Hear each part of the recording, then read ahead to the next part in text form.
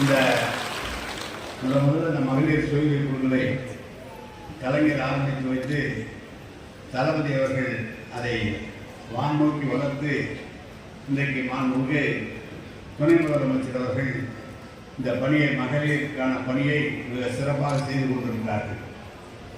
நாம் திருச்சியை பொறுத்தளவு மாவட்ட ஆட்சித்தலைவர் அவர்கள் சிறப்பாக பணியாற்றி ஏழை எளிய மக்களுக்கு இலவச பட்டா வழங்குவது மட்டுமல்ல, வாரந்தோறும் அரசு சார்பாக அனைத்து பேருக்குமே என்னென்ன உதவிகள் வருகிறதோ அதை முறைப்படி சரியாக செய்து கொண்டிருக்கின்ற மாவட்ட ஆட்சித்தலைவர் என்ற காரணத்தால் தான் தொடர்ந்து இந்த நிகழ்ச்சியை கூட அவசியம் உங்களெல்லாம் சந்தித்து இதை செய்ய வேண்டும் என்ற நோக்கத்தோடு அவருடைய வற்புறுத்தலிலே தான் இந்த கூட்டம் இப்போது நடைபெற்றுக் கொண்டிருக்கிறது.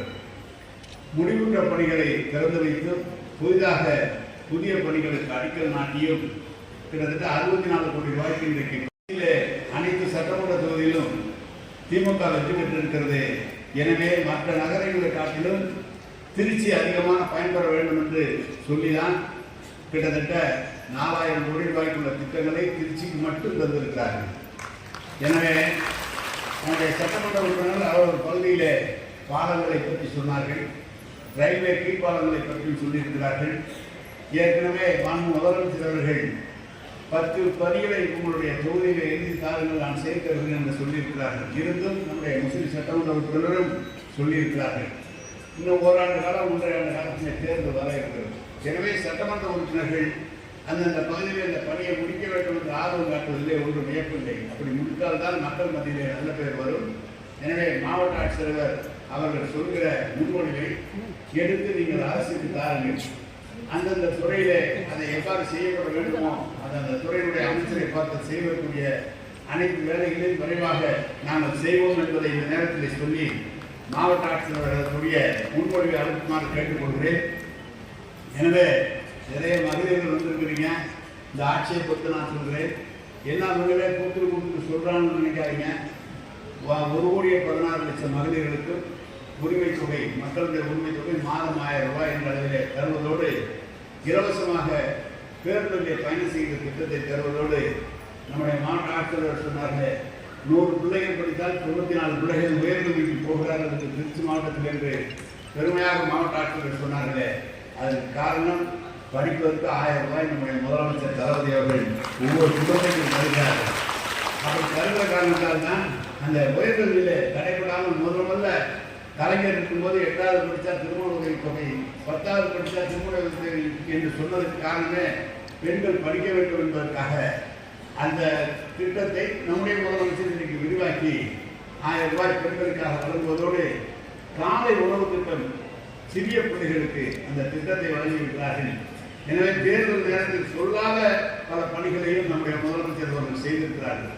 இன்றைக்கு நமக்கு மாபெரும் ஒரு வேலைவாய்ப்பு முகாம் பெரம்பலூரிலே ஒன்று 2000 பெண்கள் இன்றைக்கு வேலைவாய்ப்பு நிறையூரில் புதிய கம்பெனி நிறுத்தி பெண்கள் வேலைக்கு போகிறார்கள்.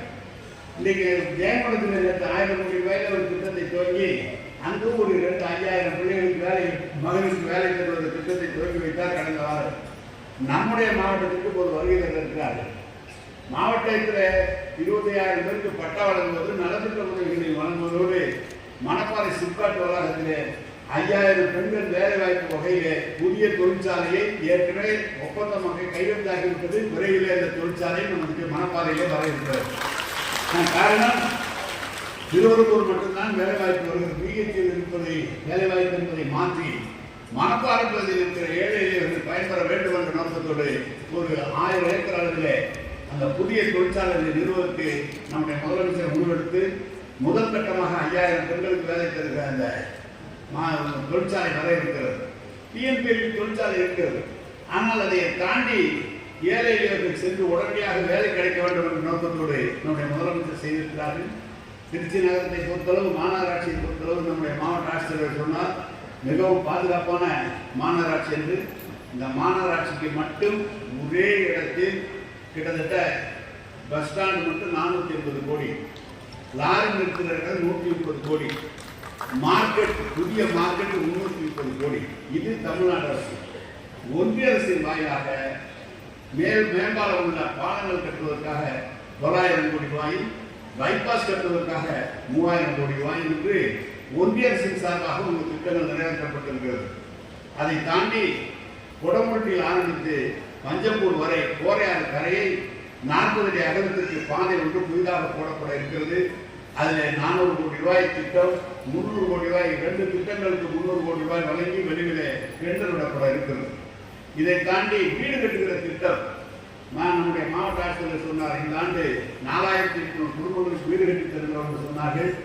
எந்தெந்த இடத்தில் பட்டா தந்திருக்கிறோமோ, எந்த இடத்தில் ஏழைகள் விரும்புகிறார்களோ அதை அடுத்த மாவட்டத்தை காட்டிலும் அதிகமான வீடுகளை இந்த ஆண்டு உங்களுக்கு பெற்றுத்தந்து வீடோடு உங்களுக்கு அந்த பட்டா தருகிற பணியை நிச்சயமாக இந்த அரசு செய்யும் என்பதை தெரிவித்து, நம்முடைய மகளிர் தலைவர் மாண்பு முதலமைச்சர் செல்கிற இடமெல்லாம் தாய்மார்கள் கூடிய அமோகமாக வரவேற்று அடுத்து நீங்க தான் போங்க, அடுத்து நீங்க தான் போங்க அப்படின்னு சொல்றதை அரியலூர்லையும் பெரம்பலூர்லையும் கேட்டோம்.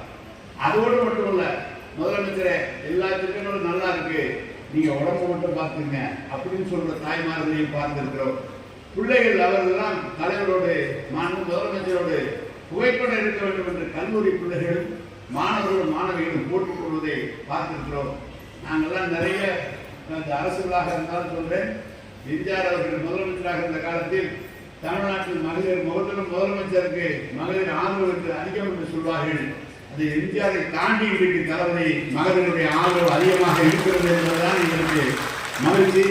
நான் கூட சொல்றேன், போற திட்டமும் மகளிர் நோக்கிய கொடுக்குறீங்களான்னு கூட சொல்றோம், கேட்டுட்டு இருப்போம். சொன்னது அது அவங்களுக்கு உண்டாதான் நம்பிக்கையா இருக்கும், உங்களால் நம்ப முடியாதுன்னு சொன்னார். அது மாதிரி உங்களுக்கான ஆட்சியை நம்முடைய முதலமைச்சர் வழங்கி வருகிறார். எனவே வருகிற காலத்திலும் இந்த முதலமைச்சருக்கு உங்களுடைய ஆதரவும் என்றைக்கும் இருக்க வேண்டும் என்று உங்களை எல்லாம் அன்போடு கேட்டு நல்ல நிகழ்ச்சியை ஏற்பாடு செய்திருக்கிற மாவட்ட ஆட்சியர்களுக்கும் மற்றவர்களுக்கும் என்னுடைய நன்றியை தெரிவித்து விடைபெறுகிறேன். நன்றி, வணக்கம்.